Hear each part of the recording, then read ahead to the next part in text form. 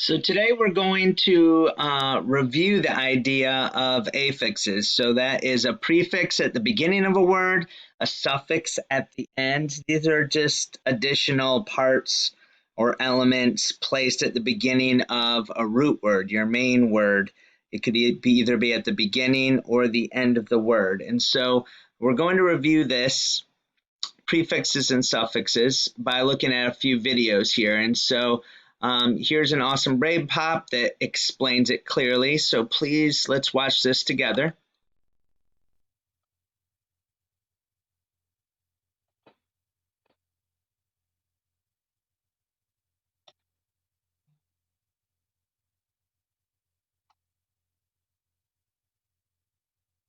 What you doing? You want to study geology? I thought you were studying biology. And 2 weeks ago, it was Greek mythology. Pick an ology. Dear Tim and Moby, I just don't understand prefixes and suffixes at all. Please help. From Pat. Words can be broken down into different parts: roots, prefixes, and suffixes. A root is the essential part of the word, and it can't be broken down into any smaller parts. A prefix is a part of the word that goes before the root, and suffixes come after the root.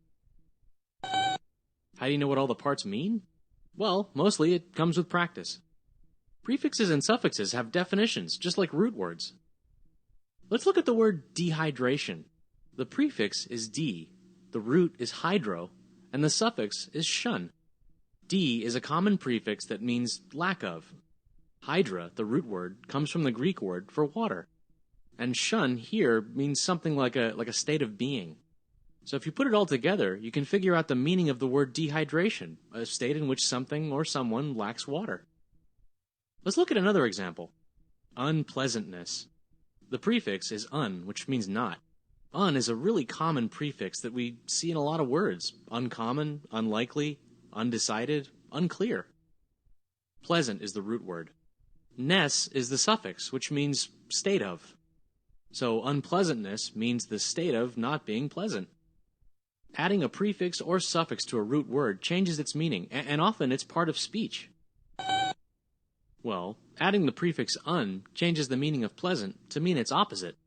Adding the suffix ness changes the word pleasant from an adjective into a noun. Well, no, not all words are made up of all three parts. Here's another word. It has only two parts. Biology. The root is bio, which comes from the Greek word for life. Ology, or logi, is a suffix that means the study of. So biology means the study of life. A lot of prefixes and suffixes come from Greek and Latin words. If you learn what some of them mean, you can figure out definitions of words you thought you didn't know. Common prefixes like anti, co, pre, and auto are easy to spot. And some common suffixes are ist, ism, able, and full. Thinking of a bunch of words that contain the same prefix or suffix can help you figure out its meaning. Well, let's think of some words that end in Gardener, runner, recorder. A gardener is someone who gardens. A runner is someone who runs. A recorder is a machine that records things. So I guess when a verb has at the end, it's describing someone or something that performs the verb's action. But a prefix or suffix might not always mean the same thing. For example, when you add to the end of an adjective, it means more, like in bigger, faster, or brighter. Hey, why are you looking at my head? What, do you want to study phrenology now? Timology? I don't think that's a real word.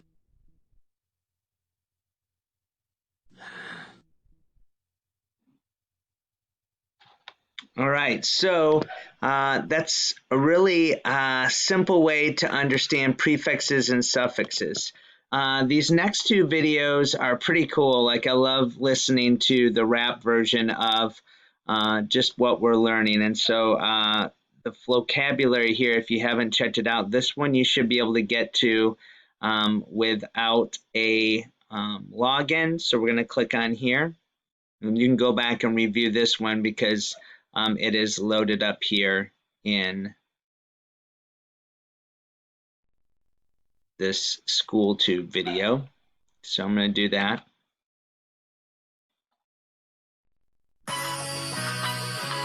and flow cab. Yeah, and Don Dub. Yeah, prefixes. Yeah, here we go.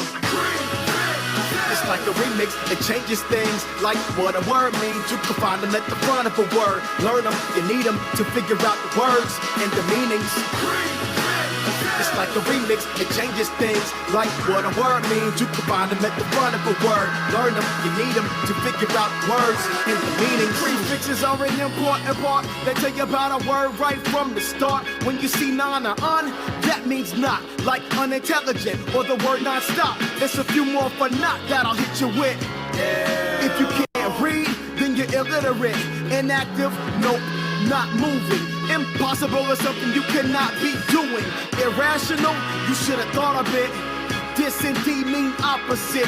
If you disagree, well, hey, that's cool, but your whole style gets devalued. The prefix anti means against. You're antisocial if you don't have friends. Here comes the intermission. Everybody sing, cause inter means between and the hooks here. See, like, it's like a remix, it changes things like what a word means. You can find them at the front of a word. Learn them, you need them to figure out the words and the meanings. It's like a remix, it changes things like what a word means. You can find them at the front of a word. Learn them, you need them to figure out words and the meanings. Allow me to reintroduce this word, cause re means again, let's be sure you heard. Even the word prefix has a prefix in it. Pre means before, man, I hope y'all remembering.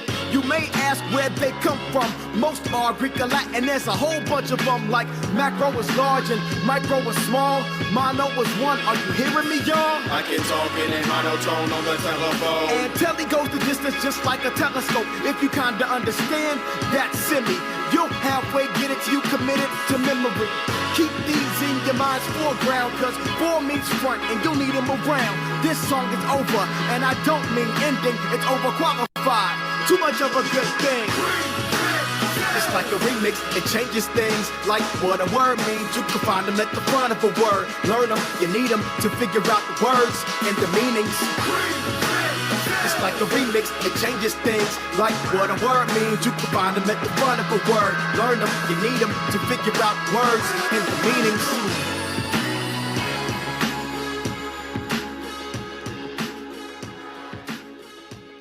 Awesome. So that is pretty fun for sure. And then our last one is password protected. So you can get to these first two, but I wanted to make sure I play these for you guys because I want you to hear this last one, which is probably my favorite.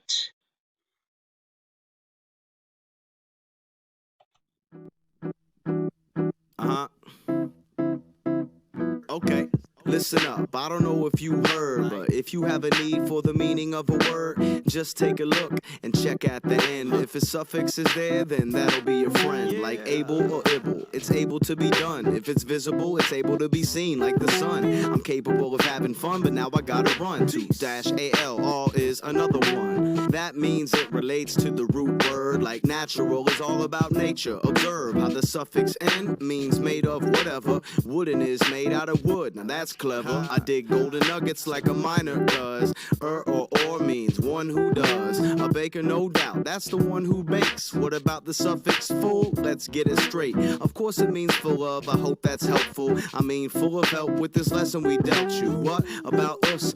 O-U-S. That also means full of. There's no need to guess. Like someone who's gracious is full of grace. If you're feeling nervous, you might want to meditate. If it ends with Y, that means it tends to be. Tend to feel good when you're cheery, so cheer for me. You know what I'm saying? Yeah, I like the sound of that. Suffixes, these are the suffixes. At the end of a word, they tell you what it is. If you need the meaning of a word, you can trust it. If you look at the end, you can tell by the suffix. Suffixes, these are the suffixes. At the end of a word, they tell you what it is. If you need the meaning of a word, you can trust it. You look at the end, you can tell by the suffix. Yeah, you see, all you gotta do is look at the end. Now hold up here some more, right? There's verse 2, cause there's still a few suffixes left, like un, shun, and jun. Now they represent the act, result, or state of something done. Like if it's canceled, you get a cancellation. If it's contagious, then it's a contagion. So you need to vacate, go on a vacation. Okay, I'm not trying to be exhaustive. The if suffix means wait. I lost it. What? Oh yeah, it means tending to. Like abusive tends to create abuse. Next is lesson. It means without. Without care is careless. That's not what I'm about. Never. We stay peerless and fearless.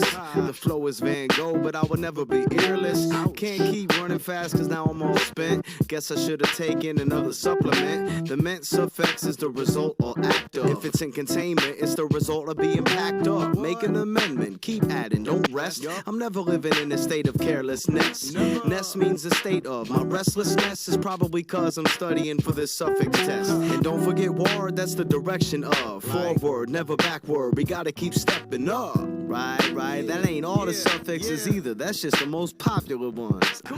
Suffixes, these are the suffixes. At the end of a word, they tell you what it is. If you need the meaning of a word, you can trust it. If you look at the end, you can tell by the suffix. Suffixes, these are the suffixes. At the end of a word, they tell you what it is. If you need the meaning of a word, you can trust it. You look at the end, you can tell by the suffix.